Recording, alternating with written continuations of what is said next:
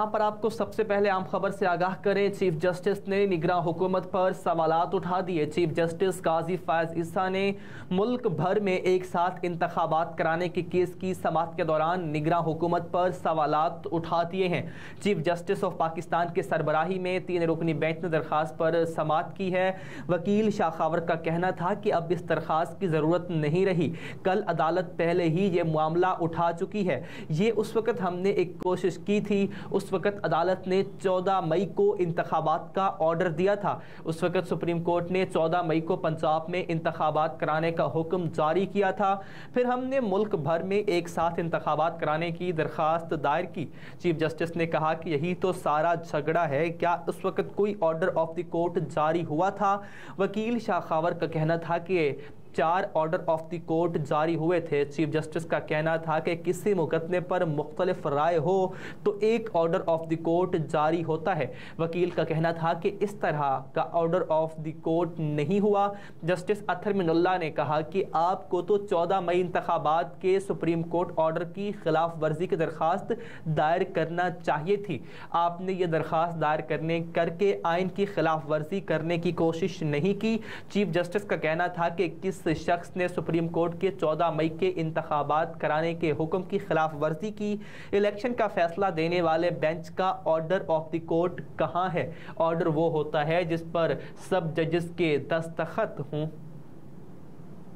اسلام آباد پولیس نے نواز شریف کو خصوصی سیکیورٹی فراہم کرتی۔ ذرائع کے مطابق اسلام آباد پولیس کی فراہم کردہ خصوصی سیکیورٹی میں 3 اسپیشل پولیس وین بھی شامل ہیں۔ اے ٹی ایس اہلکاروں کا اسپیشل دستہ بھی نواز شریف کے لیے تعینات کر دیا گیا ہے۔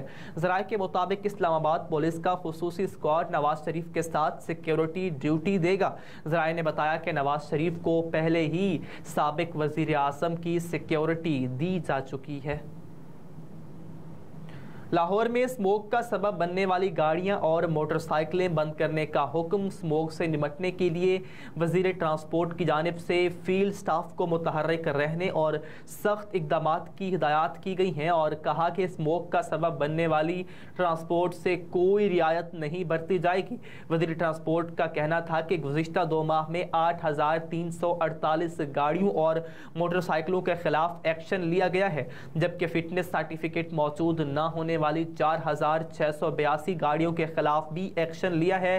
ابراہیم مراد کے مطابق گزشتہ 2 ماہ میں آلودگی پیدا کرنے والی 1,511 ٹرانسپورٹ بند کر دی گئی ہے۔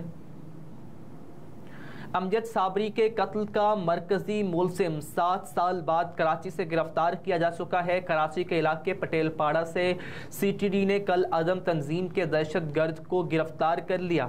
سی ٹی ڈی کے مطابق دہشت گرد قاسم رشید کو خفیہ اطلاع پر گرفتار کیا گیا ہے، جس نے عاصم اور اسحاق نامی لوگوں کے ذریعے امجد صابری کا قتل کروایا۔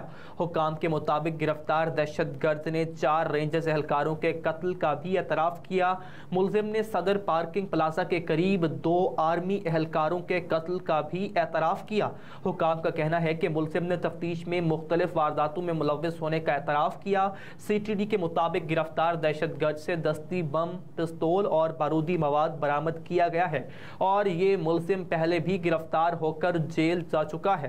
حکام کے مطابق گرفتار دہشت گرد نے جیل سے نیٹ ورک چلانے کا انکشاف کیا ہے، جبکہ 16 رمضان 2022 جون 2016 کو تقریباً 4 بجے کے قریب قوال امجد صابری پر نامعلوم افراد نے فائرنگ کی تھی اور سر پر گولیاں لگنے سے ان کی موت واقع ہو گئی تھی۔ اب آپ کی انسانیت کہاں گئی؟ غزہ کے معاملے پر الہان عمر کا امریکی صدر سے سوال۔ واشنگٹن میں کی گئی پریس کانفرنس کے دوران الہان عمر نے امریکی صدر جو بائیڈن کی حکمت عملی پر شدید غم و غصے کا اظہار کرتے ہوئے سوال کیا کہ حماس اور اسرائیل کی جنگ میں آپ کی انسانیت کہاں ہے؟ آپ کیسے ایک ہی جانب کا ظلم دیکھ کر اسے غلط کہہ سکتے ہیں؟ آپ کیسے لاشوں کے ڈھیر دیکھ کر اپنی دوستیاں برقرار رکھ سکتے ہیں؟ دوران خطاب الہان الہان عمر نے دعویٰ کیا کہ اسرائیل نے حالیہ 10 دنوں میں غزہ پر اتنی بمباری کی ہے جتنی امریکہ نے پورے 1 سال میں افغانستان میں کی تھی۔ اب آپ کی لوگوں کے لیے ہمدردی کہاں گئی؟ اب آپ کی انسانیت کہاں گئی؟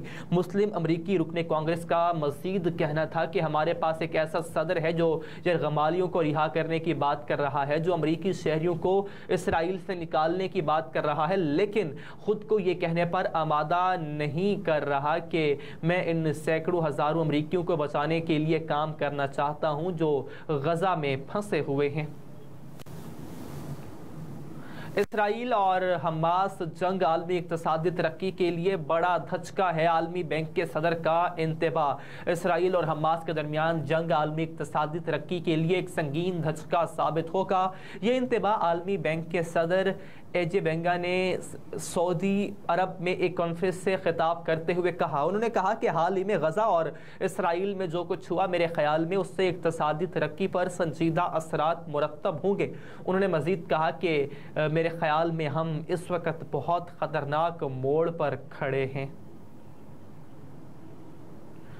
ملک میں سونے کی قیمت میں کمی: آل پاکستان جیمز اینڈ جیولر ایسوسی ایشن کے مطابق 1 تولہ سونے کی قیمت میں 400 روپے کی کمی ہوئی۔ اس وقت ملک میں 1 تولہ سونا 2,09,200 روپے میں دستیاب ہے۔ خیال رہے کہ 23 اکتوبر کو 1 تولہ سونے کی قیمت میں 1,250 روپے کا اضافہ ہوا تھا۔ اس طرح 10 گرام سونے کی قیمت 343 روپے کمی کے بعد 1,79,355 روپے ہو گئی۔ عالمی منڈی میں بھی سونے کے بھاؤ میں $26 کی کمی واقع ہوئی اور وہ $1,975 فی اونس ہو گیا ہے۔